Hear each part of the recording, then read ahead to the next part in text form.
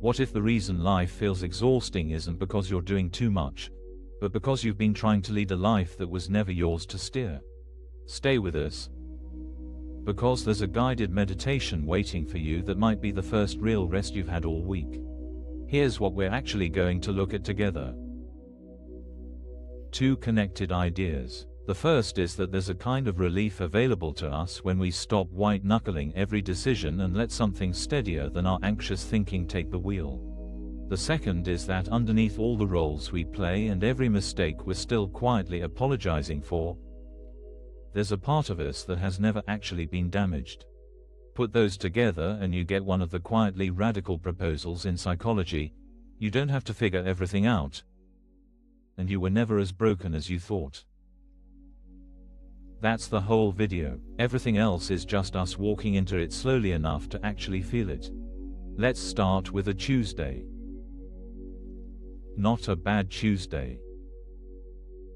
Just a Tuesday. You're in back-to-back meetings. Your inbox is a fire you can't put out. Somewhere between 10 a.m. and noon you start making a low-grade string of decisions. A sharp email reply. A skipped lunch, a slightly snapped tone with a coworker who didn't deserve it. Each one, in the moment, feels like the only logical option. By 3 p.m. you're drained and vaguely ashamed, running the mental debrief of everything you should have done differently. Nothing catastrophic happened. That's almost the point. It's so ordinary you don't even question it. This is the day we're going to come back to, because both of the shifts we're exploring would have changed it entirely, from the inside.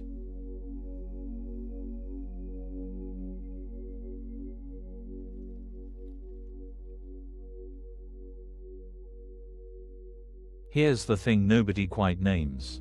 On that Tuesday, you weren't just doing your job, you were also monitoring your tone.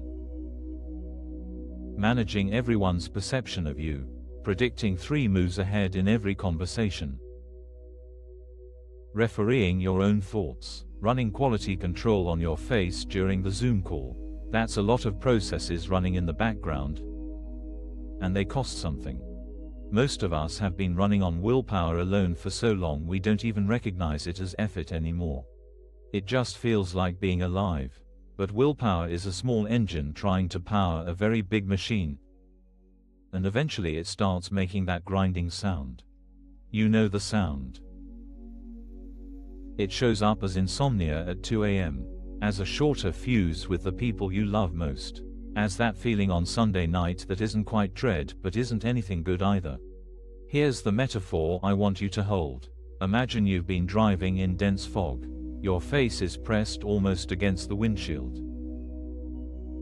You're squinting, gripping the wheel, trying to see 2 feet ahead of the car so you can react in time. You've been driving like this for so long you've forgotten there's another way to sit in a car. Your shoulders are somewhere near your ears. This is what running your life on pure control feels like. Not dramatic. Just constant.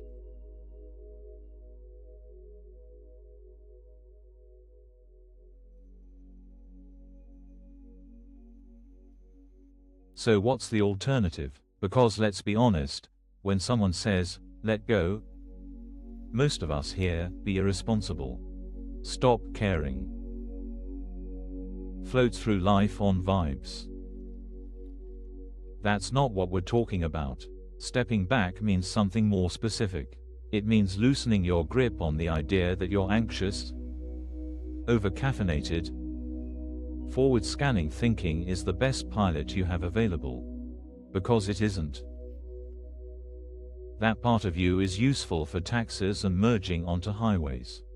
It is not useful for knowing what to say to your teenager, or whether to take the job, or how to respond to the email that made your chest tight. When we practice stepping back, even for 30 seconds, even in the middle of a meeting, something unexpected tends to happen. The white noise in the head gets quieter, and a clearer sense of what to actually do rises up on its own. Not always dramatic. Sometimes it's just, don't send that email yet. Sometimes it's, This conversation doesn't need to happen today. Sometimes it's, go get water. Going back to the car. Stepping back is sliding out of the driver's seat and into the passenger seat. Trusting that something with better visibility is driving. And here's the part that surprises people the first time they try it. The car doesn't crash. In fact, it drives better.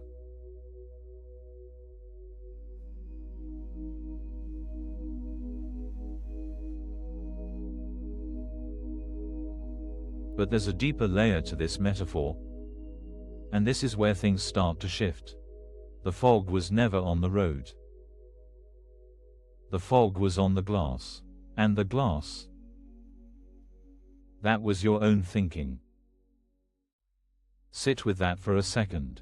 Every catastrophic scenario you played out at 3 a.m., every version of the conversation you rehearsed, every reason you gave yourself for why you couldn't rest, that was fog on the inside of your own windshield. The road was fine. The road is almost always fine. What we're driving through is the accumulated weather of our own thought patterns, old fears, old evidence, old verdicts we handed down on ourselves years ago and forgot to appeal. Which brings us to the second idea, the one that sounds almost too generous to be true the first time you hear it.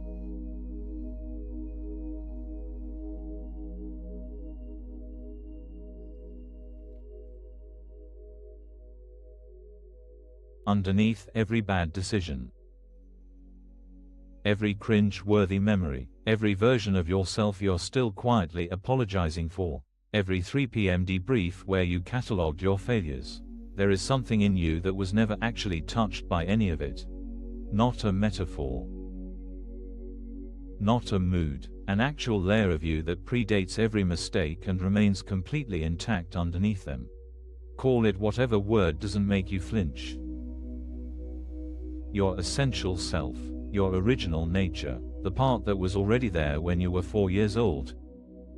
Standing in a kitchen, not yet worried about being enough. Now, your ego is going to push back on this one. Because your ego has built an entire filing system around your mistakes. It has receipts. It has footnotes. It has a whole legal case for why you should keep paying interest on things you did in 2013. But consider, if a part of you was genuinely broken by every mistake, you wouldn't be capable of recognizing them as mistakes. The very fact that you can look back at that snap tone with your coworker and feel something about it means there's a witness in you that is not the person who snapped. Something in you is standing outside the wreckage, entirely undamaged, capable of seeing clearly. That witness has been there the whole time.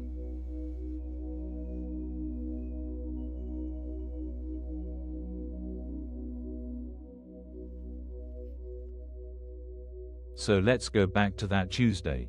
Only now, both shifts are quietly in place.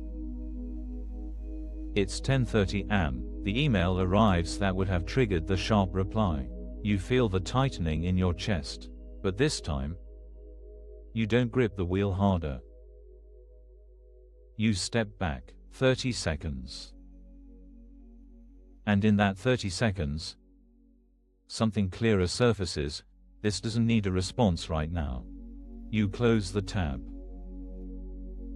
At noon, you notice you haven't eaten. You go get lunch. Not because you're being disciplined. Because you're not trying to prove anything to anyone, including yourself. At 2 p.m., the coworker interaction happens.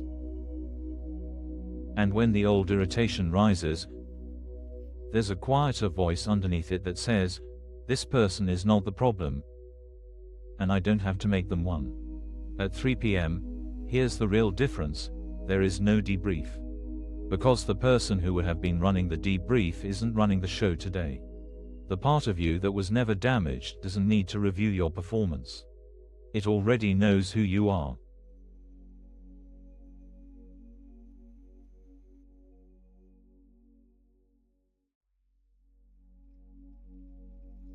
This isn't a philosophy, it's a practical way of moving through a Wednesday.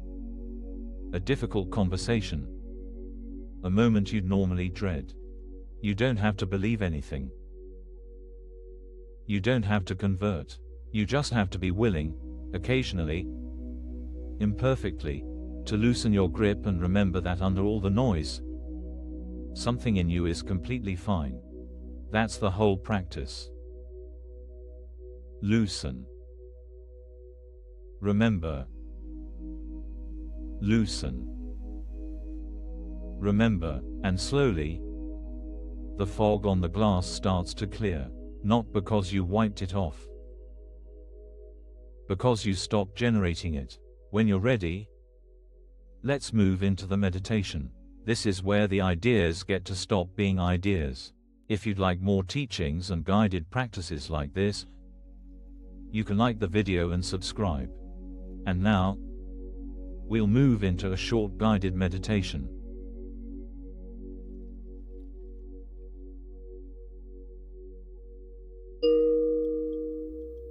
Let's begin by letting the body arrive. Wherever you are, allow your shoulders to drop just slightly, not all the way. Just a little. Notice they were higher than they needed to be. Let the jaw soften, the tongue rest. Breathe in through the nose, and let the exhale be longer than you expected. There's nothing to figure out here. Nothing to solve. This is not another task. Notice the weight of your body, held by the chair, or the floor, or the bed. You don't have to hold yourself up right now. Something else is doing that. Breathe. Bring to mind, gently, the image of stepping back from the wheel. You've been driving for a long time. Squinting through the glass, your hands can rest now. Slide into the passenger seat, just for these few minutes. Something else is driving. You don't have to know how it works. You just have to let it. Breathe. Notice, if you can, that the fog you thought was outside was mostly inside. The road is clearer than you thought. And underneath the thoughts about the day, underneath the meetings you're still replaying, underneath the sentence you wish you hadn't said, there is a quiet layer of you that none of that reached. It was there this morning. It was there yesterday. It has always been there. Rest against it for a moment, like leaning back into a wall you didn't know was behind you. Breathe. You don't have to do anything with this. You don't have to make it profound. You don't have to remember it later. Just let yourself be held by the part of you that was never broken. Nothing to fix. Nothing to prove. Nothing to earn. Breathe, and when you're ready, not before, let your attention return, slowly, to the room, the sounds around you, the light, the weight of the body. You can carry this quiet with you. It doesn't stay behind when you open your eyes. Take one more full breath, and come back. Thank you for practicing with us today. If you'd like, there's a link to a free digital copy of ACIM in the description. And if this video resonated with you, please comment. I am grateful. Thank you for being here. Really, in a world designed to keep your foot on the gas, choosing to slow down like this is not a small thing. Be gentle with yourself this week, especially in the moments you'd normally grip tighter. Something in you already knows the way. Take care.